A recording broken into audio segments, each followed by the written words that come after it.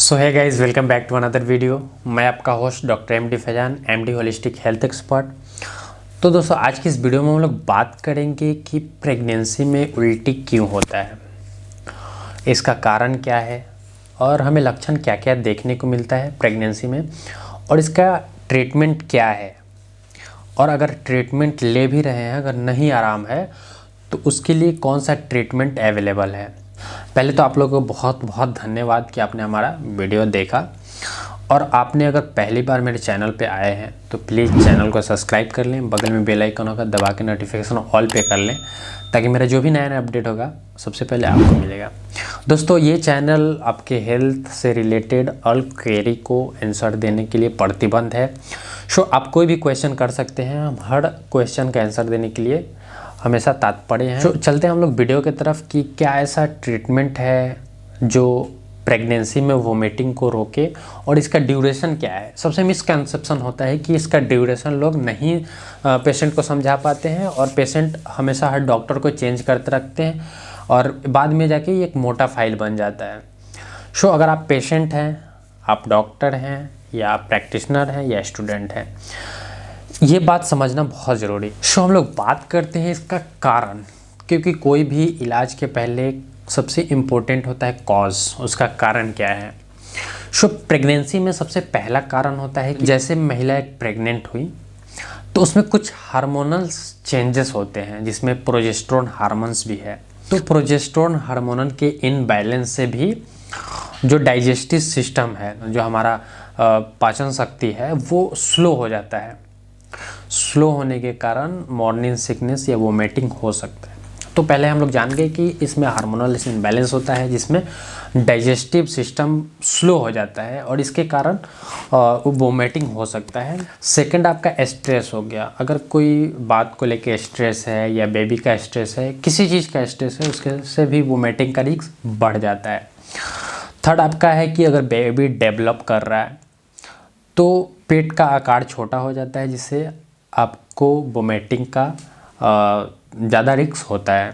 और जैसे हम लोग बात कर रहे थे कि इसमें एसिडिटी मुख्य है, मतलब लगभग 80% एसिडिटी की वजह से वोमिटिंग होता है, या चिंता तनाव की वजह से होता है, या डाइजेस्टिव एंजाइम में डिफिशियंसी, डाइजेस्टिव एंजाइम आपका एबनॉर्मल हो, इसके वजह से भी वोमिटिंग हो सकता है। लगभग प्रेगनेंसी के द्वारा जो पाचन तंत्र होता है, डाइजेस्टिव सिस्टम होता है, वो वीक हो जाता है, कमज़ोर हो जाता है, उसके वजह से भी वोमिटिंग हो सकता है या मोशन सिकनेस हो सकता है। और थर्ड हम लोग बात करेंगे आयरन डिफिशियंसी हो गया, या मल्टीविटामिन डिफिशियंसी हो गया, न्यूट्रिशन डिफिशियंसी होगा। तो इसमें से कुछ भी है तो आपको वोमिटिंग हो सकता है। तो हम लोग बात करेंगे इसमें लक्षण क्या क्या मिलता है, यानी क्या क्या लक्षण हमें प्रेगनेंसी में नोजिया एंड वोमिटिंग का मिल सकता है। तो जनरली नोजिया होता है, जिसको हम लोग मॉर्निंग सिकनेस बोलते हैं, या वोमिटिंग हो सकता है, यानी उल्टी आपको सुबह के समय ज़्यादा होता है ना।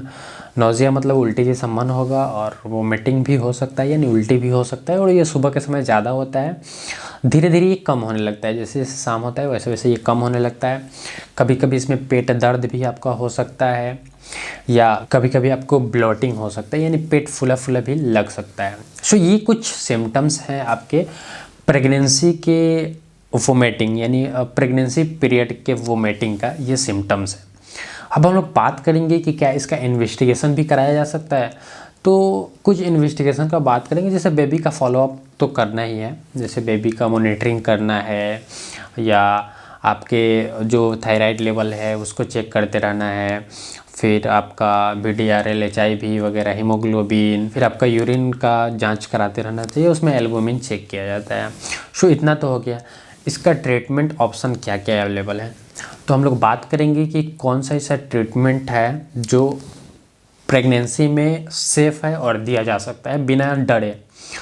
और अगर ये दवा चल रहा है फिर भी राहत नहीं है, तो उसके लिए हम लोग क्या एडवांटेज ट्रीटमेंट कर सकते हैं। हम लोग ये समझेंगे कि लगभग 10 महिला में से, मतलब 90%, ये जो वोमिटिंग का समय होता है वो 90% 20 हफ्ते के अंदर ठीक हो जाता है। यानी 100 महिलाओं में से या 10 महिलाओं में से 90 या 9 का वोमिटिंग 20 सप्ताह में ठीक हो जाता है। लेकिन जो 10% होते हैं वो 10% में आपका चांस रह जाता है कि ये 20 सप्ताह के बाद भी बना रहे और ये प्रेगनेंसी यानी ये आपका चाइल्ड बर्थ तक हो सकता है, यानी आपके चाइल्ड बर्थ तक की ये वोमिटिंग हो सकता है और इसका ड्यूरेशन लंबा हो जाता है। जब तक डिलीवरी ना हो, यानी जब तक डिलीवरी नहीं हो तब तक ये वोमिटिंग हो सकता है। सो इसको पहले कंसेप्ट समझा जाए। अगर 20 हफ्ते के अंदर वोमिटिंग रुक गया तो उसके लिए आगे अदर देन मेडिसिन का ज़रूरत नहीं है।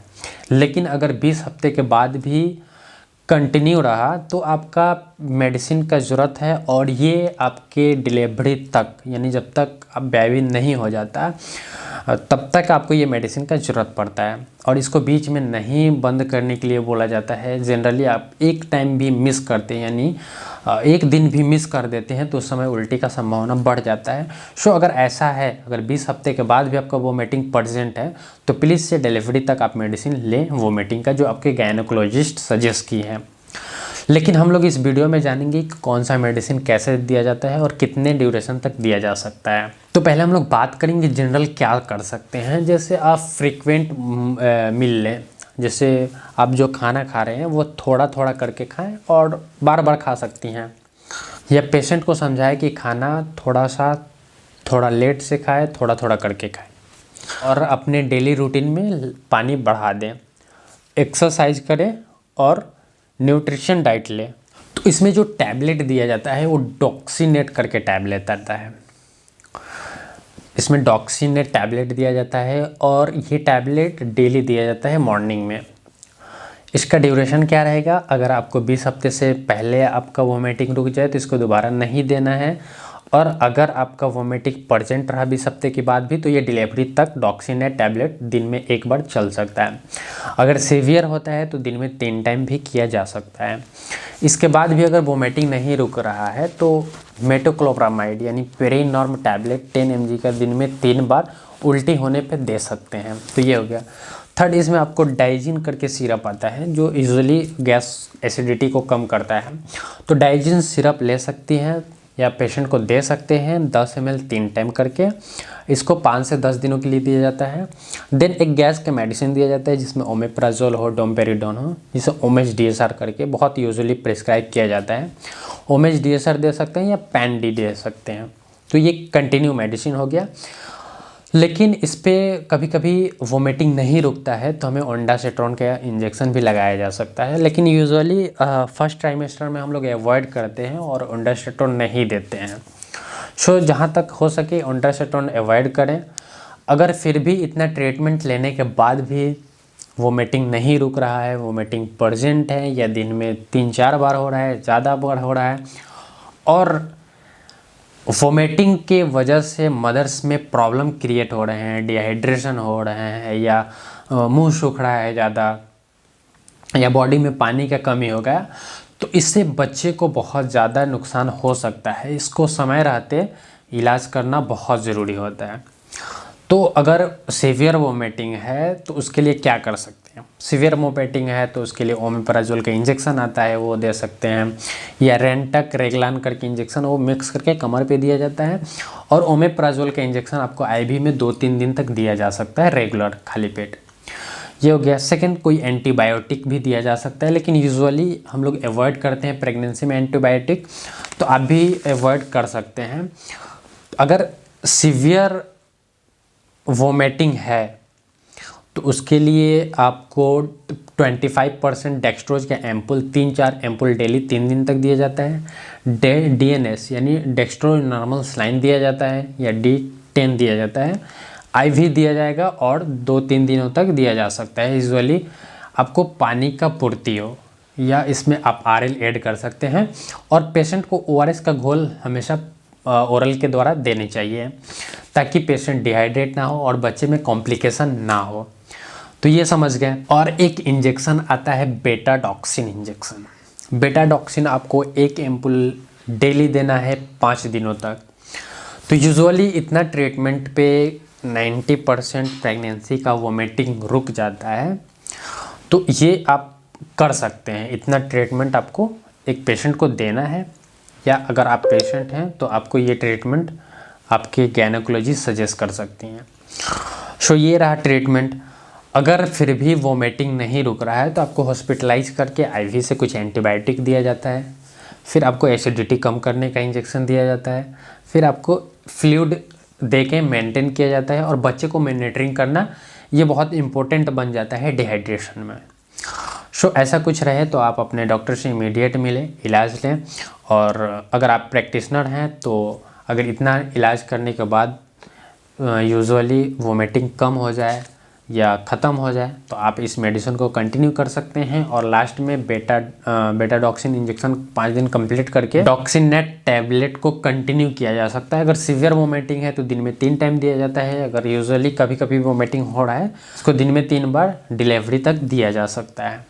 सो आई होप कि आपको ये नॉलेज समझ में आया होगा, वीडियो अच्छा लगा होगा। अगर अच्छा लगा तो प्लीज़ लाइक कर दें, चैनल को सब्सक्राइब नहीं किया तो सब्सक्राइब कर दें। मिलते हैं आपको नेक्स्ट वीडियो में, तब तक के लिए जय हिंद, वंदे मातरम, लव यू दोस्तों।